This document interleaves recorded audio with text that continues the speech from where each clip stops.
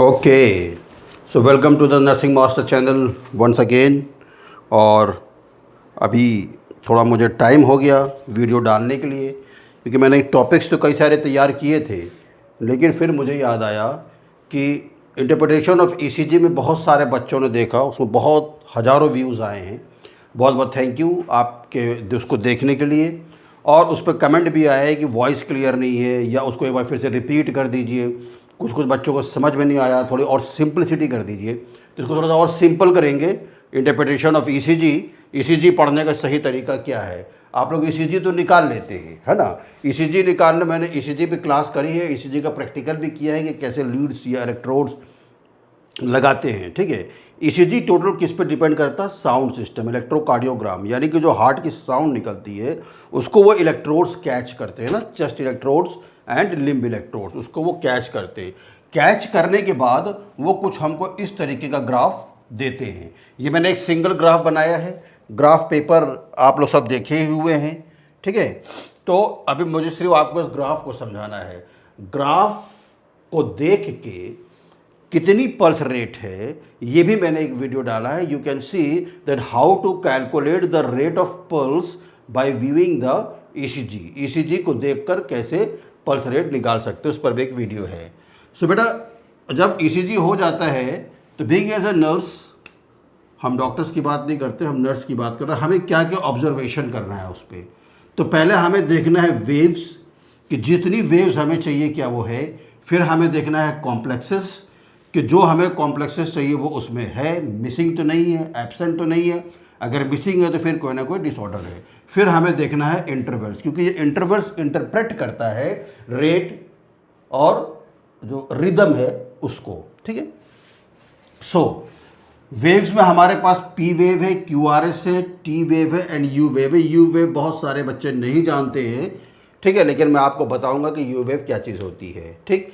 सो इधर आप देख रहे हैं, this is a one graph, this is the one लब डब, ठीक है। यानी कि एक बार सिस्टोल हुआ और सिस्टोल होने के बाद बेटा डायस्टोल हो गया। सिस्टोल मतलब क्या होता है? When atria and ventricles are contracting. Diastole when they both are in the resting stage. मैंने पूरी कार्डियक साइकिल बहुत अच्छे से आपको बताई है, और मैं नीट की तैयारियां कराता हूं, मैंने उसमें भी कार्डियक साइकिल बहुत अच्छे से बताई थी। और जितने भी बच्चों के क्वेश्चंस उसमें आए थे, they have done it very well, और उन्होंने मुझे अप्रिशिएट भी किया। That is offline class any how, ठीक है। फिर हम बोलते हैं इसी चीज़ को, we say that depolarisation. Depolarisation मतलब होता है कि सेल्स के अंदर इलेक्ट्रिकल सिग्नल्स का जन्म लेना। मतलब जन्म तो खैर नहीं लेना, मतलब कि इलेक्ट्रिकल सिग्नल से वो सेल स्टिमुलेट हो जाना, ठीक है। That is called depolarisation. और जब हम बात करेंगे रीपोलराइजेशन, इसका मतलब वो क्या हो गया, अभी डायस्टोल स्टेज में है या वो रिलैक्सेशन स्टेज में है। तो ये हम लोग हम टर्म्स यूज़ करेंगे तो टर्म्स आप कंफ्यूजन नहीं होना है। अरे कभी सिस्टोल बोलते, कभी डीपोलराइजेशन बोलते, लेकिन जब भी हम इलेक्ट्रिकल सिग्नल्स की बात करेंगे तब तक मैं वर्ड डीपोलराइजेशन एंड रीपोलराइजेशन का यूज़ करूँगा। Is this clear? चलो, फिर मैंने आपको एक चीज़ और बताई थी, मैं रिवीजन इसलिए कर रहा हूँ तभी आप इसी चीज़ समझ पाएंगे, कि मैंने आपको बताया था electrical conduction of the heart. Heart का जो नेचुरल पेस मेकर है दैट इज़ एसए नोड, ठीक है। एसए नोड से ही बेटा क्या होता है, ये नोड, ये गांठ जो पाई जाती है that is found between the sino atrial node, यानी जहाँ पर एट्रिया है और जो इन्फीरियर वेने कावा है वो जहाँ पर आके जुड़ती है। Suppose this is your heart, ठीक है, और यहाँ से इन्फीरियर वेने कावा आ रही है, और सॉरी सुपीरियर वेने कावा, और यहाँ से इन्फीरियर वेने कावा आ रही है राइट एट्रियम में। तो जहाँ पर ये एट्रिया और ये सुपीरियर वेने कावा आ रही, यहीं पर ही क्या पाया जाता है? साइनो आर्ट्रियल नोड, क्योंकि वही से अपने को स्टार्ट करना है ना, इज़न्ट इट? ये मैंने बहुत डिटेल किया है आपसे। So sino atrial node is also called a natural pacemaker of your heart and it paces, यानी कि it generates the electrical impulses, ठीक है। ऐसे नोड के बाद आता है एवी नोड। देखो इसका फुल फॉर्म क्या, एट्रियो वेंट्रिकुलर नोड, यानी जहाँ पर ये सेप्टम है, ये एट्रिया और वेंट्रिकल के पास ये नोड यहाँ पे पाई जाती है। ठीक है, यानी यहाँ से जो फायरिंग उठी ये एवी नोड में क्या आके करती है, कुछ देर के लिए पॉज होता है। एवी नोड का मतलब होता है जो इलेक्ट्रिकल फायरिंग उठी ऐसे नोड से दोनों एट्रिया में जाता है, उसके बाद एवी नोड के पास आके ये पॉज करता है। इसको ध्यान में रखते चलेंगे। ठीक है, एवी नोड के बाद बेटा किस में जाता है, बंडल ऑफ हिस में। This all things you know, मैं सिर्फ रिविजन कर रहा हूँ। बंडल ऑफ हिस के बाद ये किस में जाता है, बंडल ब्रांचेस में। राइट बंडल ब्रांचेस अलग हो जाती है, लेफ्ट बंडल ब्रांचेस अलग हो जाती हैं। उसके बाद it goes into the Purkinje fibres. Clear है, no any doubt. So shall we start how to interpret the ECG. हम इसी से शुरू करेंगे। ठीक है, जैसे ही ऐसे नोड ने फायरिंग करना शुरू किया, ठीक है, तो सबसे पहले वेव हम क्या देखेंगे, P wave. So this is the first wave which exist on the ECG. ECG पे आने वाली ये पहली वेव है। ठीक है, पी वेव का मतलब ये होता है बेटा कि इलेक्ट्रिकल इम्पल्सेस जो है वो साइनो आर्टेरियल नोड से स्टार्ट हो चुके हैं। ठीक है, यानी कि डीपोलराइजेशन के स्टेज में आ गए हैं और एट्रिया क्या हो गया, कॉन्ट्रैक्ट हो गया है। Atria is contracted. ठीक है, सो यानी कि ऐसे नोड से जब ये इलेक्ट्रिकल सिग्नल निकली तो राइट एट्रियम और लेफ्ट एट्रियल दोनों में ये सिग्नल क्या हो गया, ऐसे ऐसे करके पहुंच गया। In this condition we says the depolarisation of atria. So P wave indicates the depolarisation of atria, यानी कि इलेक्ट्रिकल सिग्नल फैल गया। जैसे ही फैला वैसे ही आपके पास first wave I which is called P wave. Is this clear, कोई डाउट नहीं। ठीक है, इसका बेटा जो टाइम है, टाइम करें या ना करें कोई फ़र्क नहीं पड़ता, फिर भी हम लोग कर लेते 0.11 सेकेंड्स और लेस। ठीक है, so P wave indicates the depolarization of the atria, or you could say in a simple language the systole of the atria. Clear है, is this clear? Now another one is QRS. इसको मैंने complex में भी लिखा है, इसको wave में भी लिखा है। Actually this is a wave, ये एक वेव है, लेकिन इसको कॉम्प्लेक्स में इसलिए लिखा है क्योंकि हम Q को, R को, S को अलग अलग नहीं पढ़ते हैं। Is this clear? QRS को हम लोग अलग अलग नहीं पढ़ते हैं। Is this clear? ठीक है, सो इसीलिए this is a wave also and this is a complex also, because इसको हम एक साथ पढ़ते हैं। सो QRS यानी ऐसे नोड जब हुआ तो डीपोलराइजेशन ऑफ एट्रिया हो गया। एट्रियो वेंट्रिकुलर नोड ने मैंने बताया था पॉज हो जाता है। बंडल ऑफ हिस में बेटा यहाँ पर ही क्या होता है, इससे जो पॉज होने के बाद इससे जनरेट की हुई electrical impulse bundle of his में आती है। बंडल ऑफ हिस में आने के बाद ये किस में आती है, बंडल ब्रांचेस में आती है। और बंडल ब्रांचेस में जब आती है तो वेंट्रिकल्स क्या हो जाते हैं, depolarise. So this QRX complex indicates the depolarisation of ventricles. Clear है? डीपोलराइजेशन, राइटिंग तो मेरी माशाअल्लाह है फिर भी। So P wave indicates the depolarization of the atria, QRS indicates the depolarization of ventricles. Clear बा कि नहीं बा? क्लियर बा? ठीक है, इस जो QRS का जो टाइमिंग है दैट इज 0.12 सेकेंड। ठीक है, 0.12 सेकेंड बेटा, पूरा 1 सेकेंड भी नहीं है, 1 सेकेंड का 12वां भाग है ये।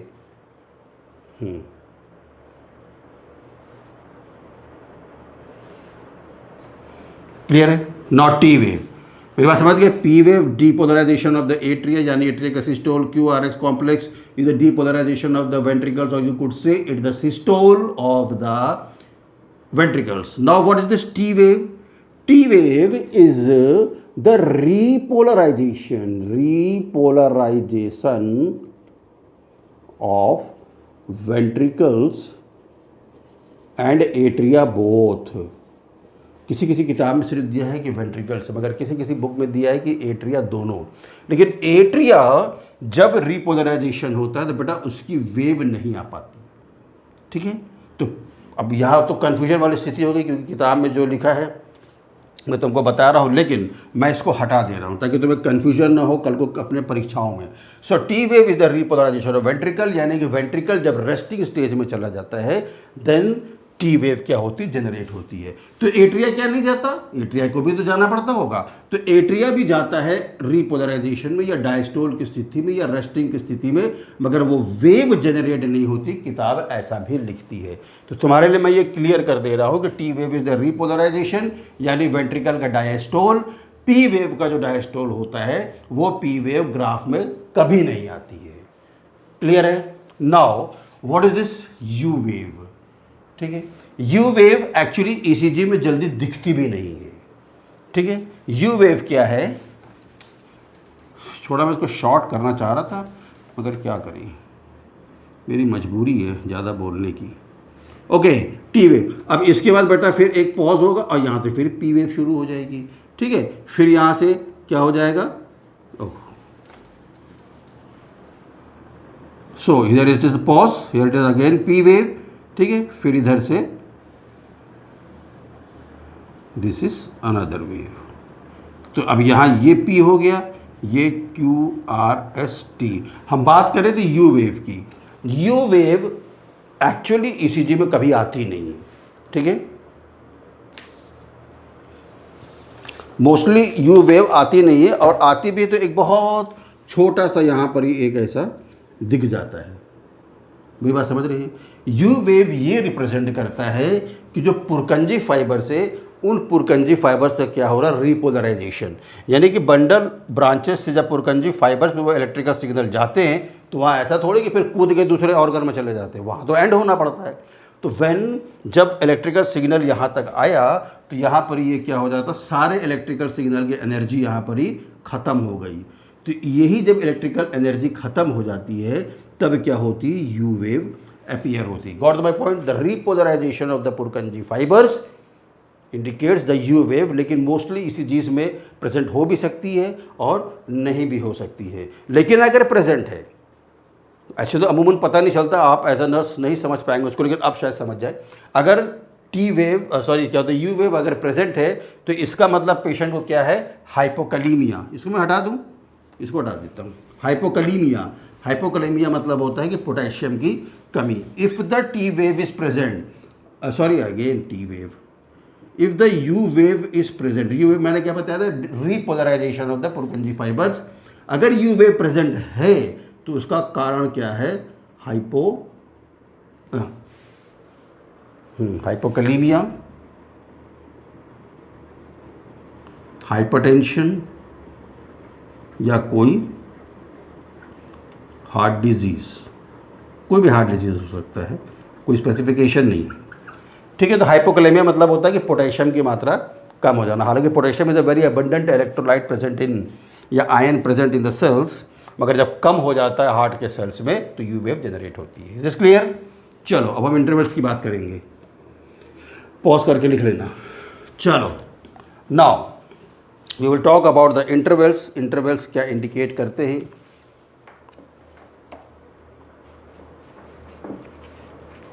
चलो पी वे सबसे पहले हम पढ़ेंगे पी आर इंटरवल। अगर हम यहाँ से यहाँ और यहाँ से यहाँ, this is an imaginary line, अगर मैं इसको ऐसे खींच दूँ तो बेटा ये पी और आर का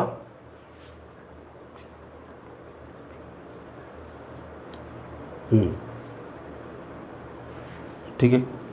सो ये एट्रियल रिपोलराइजेशन हो गया, वेंट्रिकल वो हो रहा था, सॉरी क्या होता है, एट्रियल डीपोलराइजेशन हो गया, वेंट्रिकल डीपोलराइजेशन हो रहा था। इसका हम इंटरवल यानी इसका डिस्टेंस हम देखेंगे। अपने को उतना ज़्यादा डिस्टेंस जानने की ज़रूरत नहीं, सिर्फ हमको ये बताना है कि पी आर इंटरवल इंडिकेट क्या करता है। ठीक है, पी आर इंटरवल इंडिकेट करता है कि इलेक्ट्रिकल जो इम्पल्सेस है उसने कितना टाइम लिया, यानी कि ऐसे नोड से लेकर पुरकंजी फाइबर्स तक जाने में, यहाँ से इम्पल्स जनरेट हुई, जब पुरकंजी फाइबर्स में जाके जब पहुँच जाएगी तो अपने पास QRX कॉम्प्लेक्स बनेगा। सो R और P का जो डिस्टेंस है वो ये इंडिकेट करता है कि कितना टाइम लगा ऐसे नोड से इलेक्ट्रिकल इम्पल्स जनरेट होने से वेंट्रिकल्स के कॉन्ट्रैक्ट होने तक।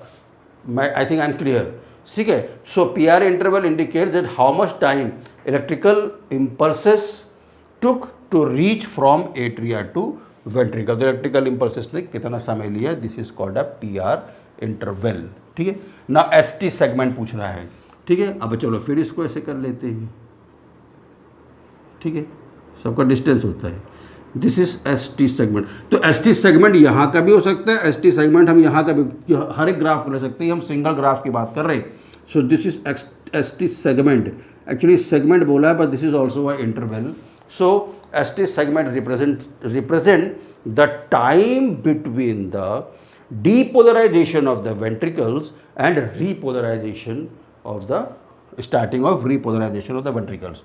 ST segment बेटा क्या इंडिकेट करता है, टाइम बिटवीन डीपोलराइजेशन. देखो मैं बार बार ये वर्ड यूज़ कर रहा हूँ क्योंकि यहाँ पर इलेक्ट्रिकल इम्पल्सेस चल रही हैं. डीपोलराइजेशन ऑफ वेंट्रिकल, यानी कि जब वेंट्रिकल्स इलेक्ट्रिकल इम्पल्सेस से स्टिमुलेट हो गया, डीपोलराइजेशन. ठीक है, of ventricles and starting of repolarisation of ventricles. ये ST सेगमेंट इंडिकेट करती है डिस्टेंस. एक नॉर्मल होना चाहिए. किताब में बहुत दिया हुआ है, लेकिन अपन को उतना डिटेल नहीं पढ़ना, बस आपको ये बताना है कि what is the ST segment.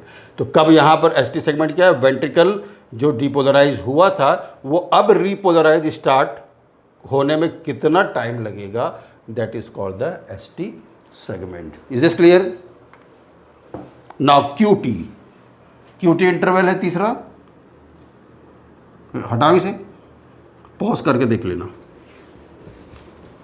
QT interval. So here it is your Q and here it is your T. अब इमेजिनरी को मारो गोली. ठीक है, so this is beta what?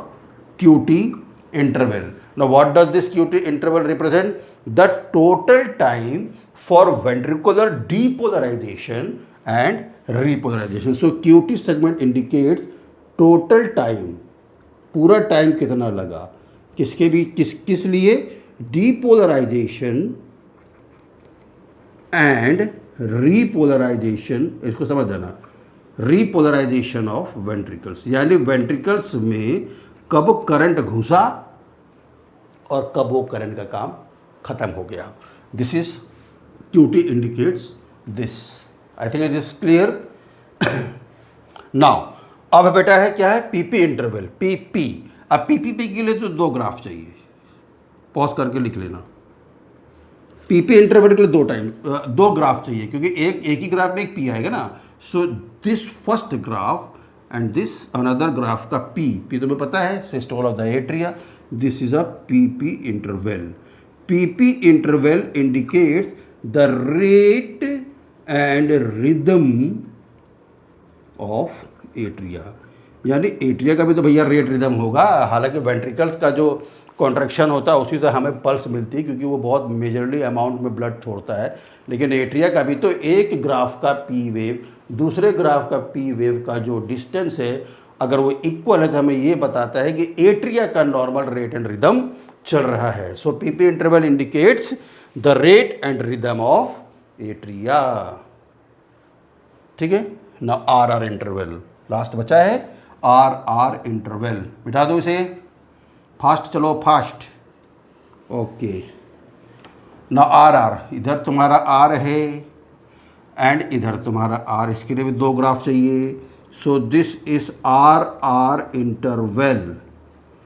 R जैसे PP इंटरवल इंडिकेट्स कर रहा था बेटा the depolarisation and repolarisation of atria, same as RR interval indicates the depolarization and repolarization of ventricles. It means the rate and rhythm of ventricles. ठीक है, क्या मैंने कहा, PP इंटरवल ये इंडिकेट कर रहा था द रेट एंड